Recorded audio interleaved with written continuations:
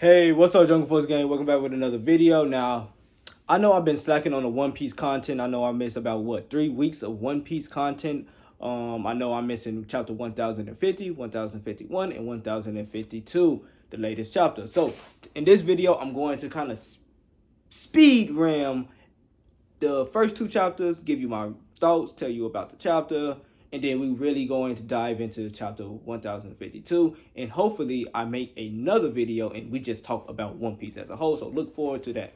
With that being said, as always, if you rock with your boy the Lion, you rock with me, come on, drop a like, subscribe to my channel for more content, more One Piece content, food videos, anime, game, whatever. Subscribe and stay tuned. So I'll go ahead and wait. I'll wait. All right. So you guys should have already did all that good stuff if you really rock with your boy. Let's go ahead and get started. So as always, I give my review out the way. So what I would give chapter 1050 out of 10, I would give it a 9. 1051, I would give it a 10. 1052, I would definitely give it a 10. I would definitely give it a 10. As like I said, I'm not going to go too much in depth with the first two chapters. I probably won't even go too much in depth with the last one. I'm just going to tell you what I like, tell you the gist of the chapters, and then keep it moving. So 1050, this is literally 1050 in a nutshell. Luffy hits Kaido. Kaido goes all the way into the ground, create an earthquake. Luffy fall. Yamato sees Luffy. People, you give a pretty much like indicator of where everybody is located at. You see the little bubbles or the balloons of people wishes. It apparently comes true. Momonosuke talked to Zanisha, the giant ass elephant. The giant ass elephant realized Momonosuke don't want to open up the boulders, and he'll respect his opinion or his wish. Momonosuke used his dragon form to go to the capital to reveal his grand interest. All of the people who the remaining scabbards are following along with Momonosuke, and two people who the people essentially thought was on Orochi's side or just thought was regular people, which is Momonosuke's sister and the guy with the blue hair. They revealed themselves and it's like, no, this is who I actually am. I'm the daughter of Odin, and I am one of the samurais, and yada yada. You see the silhouettes, the shadows, and things of that nature of the rest of the scabbards, and bam, that's pretty much chapter 1050. Going on to 1051, it's pretty much the same thing. It's really just that Yamato essentially meets the Straw Hats. You see, everybody celebrating. You see the grand reveal of Momonosuke, how he looked as an adult, and he got a badass design. He gives a speech. People eats it up. Yada yada. The final panel, the final page, basically say Momonosuke is essentially going to be one of the greatest leaders that Wano had ever seen. Pretty much chapter 1050. I guess you can say another side note is when Yamato, said, hey, I'm joining this crew, you see a little funny thing is Brook, Sanji, and then Jinbei said, yo, you got to get confirmation from the captain. And so I guess you can say, or I guess you can argue that Yamato is technically not a Straw Hat yet, but she's going to eventually be a Straw Hat. And again, we might just talk about key points in my next video when we just talk about Wano as a whole. With that being said, chapter 1052. Chapter 1052. This is basically what chapter 1052. These are the main points. You got the five elders. They having a conversation. They talking amongst each other, saying, "Yo, what's going on? The emperors have fallen. What are we gonna do? We can't hide this. Yada yada." Apparently, they are somebody is intercepting their calls that they are giving to maybe the government, the Marines or whatnot, and apparently they still believe they can capture Nico Robin. One thing that I noticed in this chapter is Nico Robin is nowhere to be found. Now, essentially, when I first read it, I thought I seen Nico Robin, but apparently that was Kiku. So I had to reread the chapter because I seen a comment where somebody was like, yo, Nico Robin is not in this chapter. I was like, I thought I seen Nico Robin. So I had to reread the chapter and I said, oh, yeah, she's really not in this chapter. But there's a few other people who's not in this chapter that I was looking for. So I seen Cat Viper, but I didn't see the dog. So I didn't see the dog. So there's a few people missing. Anyway, we then cut into the talk between X Drake and Hawkins, and they were having a discussion. Hawkins find out X Drake is a Marine, yada yada, and the not X Drake, but Hawkins. Then I think this is his final words. He was telling X Drake like, "Yo, the 1% that he was talking about, which I'm pretty sure everybody thought they was talking. He was talking about Luffy. He was talking about anyone other than himself, but apparently he was talking about himself. So, I mean, it was pretty cool, and I think he's dead. After that, we then find out there's two more people also died. Ashida and Izu. Ashida, yeah, he got blown up, so I understand. I kind of like the Ashida. I mean, he wasn't like my favorite, but I get it. And then Izu. I did not expect Izu to die. Low-key, I did not expect Izu to die. Again, he was not like a favorite, character, but he did some pretty cool things. And to be honest, I felt like they died simply for Oda to say, yo, I killed some people. Are you guys happy? Anyway, after that, you go into the Straw Hats, and Zoro and Luffy wakes up. Zoro and Luffy wakes up saying, Luffy wakes up saying, I want meat. Zoro saying he want booze, yada yada. Chopper is happy. Everybody is happy. You see Chopper on Zoro's head. You see, Yamato hugging Luffy.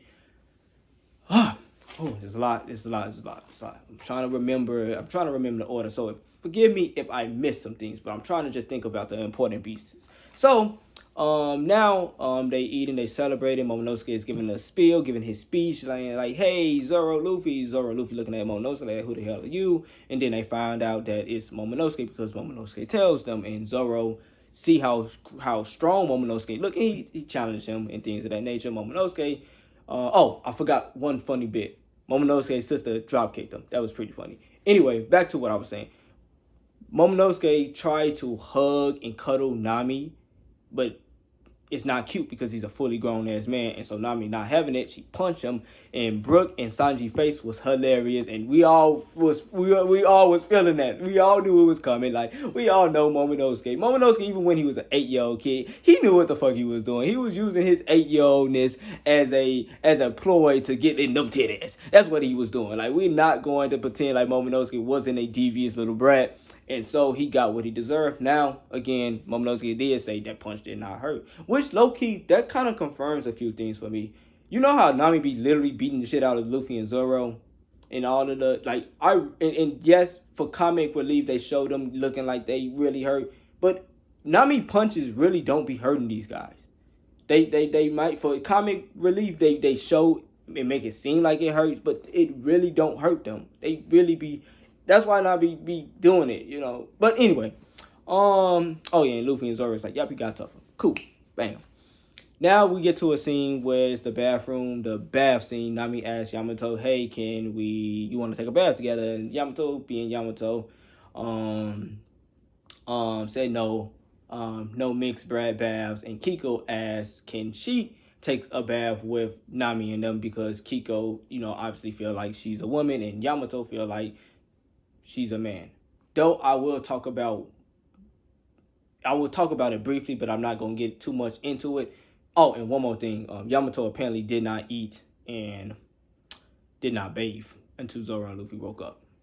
Just thought I'd say that. Anyway, you go and see a panel. You see the guys, and then you see the women. The guys are obviously going crazy. Sanji's nose bleeding because he see Yamato. You see them tit ass. And Brook is like, oh, ooh. And then even Momonosuke is like, yo, Yamato, you, yeah. And then you pan over and you see the girls. You see Kiko. You see Nami. Again, you don't see Robin. Oh, and you see, I think this is the only page where you see Carrot. Like, Carrot been missing in action for a minute. I still think Carrot is joining the Straw Hats. I think Oden is doing a few things on purpose. But if she don't end up joining, I'm not gonna be mad. But again, I think Carrot. Whole Cake Island, they mentioned Carrot being the lookout girl. So I think Carrot, Yamato, Jinbei should all join the Straw Hats. Anyway, like I said, I'm gonna speak on this quickly.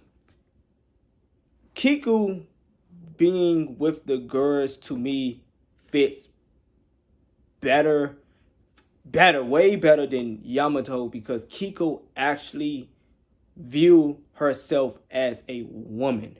And I believe, and there's a data book that talks about, and I don't know how true it is. This is just what I heard. That somebody said it, so I don't know how true it is. So if it's not true, don't beat me up. But I believe Kiko, it says she's a woman because that's how she truly feels. While Yamato, even though she claims to be Odin, who's a man, and she says she's a man, I think in her data book, she's viewed as a woman. And so this is my only small complaint about Yamato that I hope is resolved at some point in the series. I really don't want to hear Yamato talking about she's Odin 24/7. Like that gag is almost as irritating to me. Not as irritating, it's probably less, as Sanji allowing himself to get his ass whooped as by a woman. Like, I'm not saying, Sanji, you gotta hit women, but goddamn, you don't have to let the woman hit you.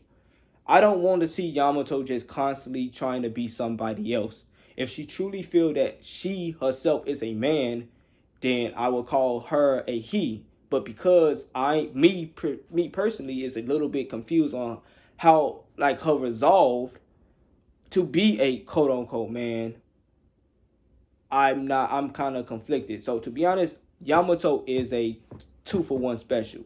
You can call her a he or you can call her a she, because she don't really care about whether she's a man or a woman. And I think that's why in her data book she is seen as a she, but she calls herself a man because she really don't care. If Odin was a woman, she would be saying she's a woman. But it's just so happened that he is a man, and so she just calling herself a man because she look up to Odin so much, if that makes sense. So again, I'm not getting too much into that. With that being said, we get into some more interesting bits, and that's with Kid and Law. Oh, and we see Zoro. I mean, not Zoro. Oh, now that I said Zoro. Zoro, when he woke up, is another funny part that it was probably one of my favorite. He woke up, looked at Sanji, remembered the promise that he had given Sanji to kill him, and he said, I came back from hell to, fight you or kill you. And Sanji like, yo, no. You don't need to do that no more. And you see them kind of fighting. That was hilarious. Anyway, now we get back into Kid and Law, and I think, did I say this? Yeah. Frankie and Usopp fix the ships. Cool. Okay, Kid and Law is talking. They talking about like, yo, there's no way we can hide this. When we get out of Wano, we're essentially going to have a target on our backs. Law agrees. And then you see Apu come in, and he has a newspaper. Now, Kid, obviously, since Apu is a traitor, portrayed him at the very least. He's like, you the one who gave out the information. Now, me personally, I'm like, okay, Kid, like I get it. Apu is a traitor, and I hate Apu. I can't stand Apu. I wish his ass would have died. I still hope his ass died. I don't think he can redeem himself. But Apu is still a pirate, so I doubt he's not ex-Drake, so he don't have no connections to the Marines to the point where he can just give them information. If he did, I'd be like, whoa. Anyway, there's the newspaper, and the newspaper is apparently the updates of everybody's bounties. And it talks about the new emperors. Now, people are saying might be Kid and Law, and to be honest, I think that's most likely the case. But, I wouldn't be surprised if maybe somebody else did some bullshit outside of the war that we've been more so in tune in. We've been watching Wano War, but there's been a lot of shit happening around the world, like Sabo, the Warlords. There's been a lot of shit, and Shanks and the Revolutionary Army, like a lot of shit. After that, we get one more final cliffhanger, and that's Green Bull is apparently in Wano, and I don't really know what the hell he's doing.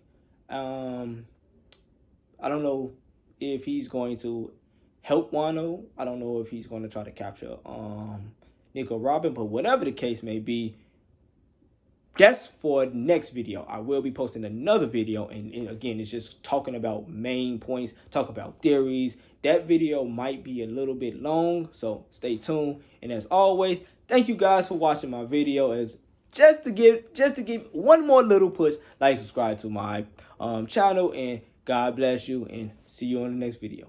Peace.